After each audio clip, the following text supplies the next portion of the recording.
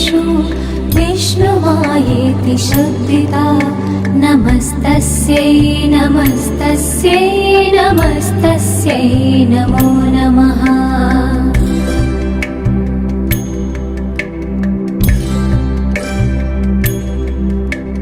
या देवी सर्वभूतेषु चेतनेत्यभिधीयते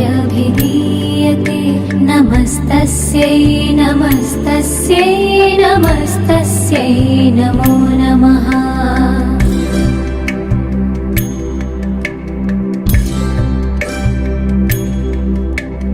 या देवी सर्वभूतेषु बुद्धिरूपेण संस्थिता नमस्तस्यै नमस्तस्यै नमस्तस्यै नमो नमः।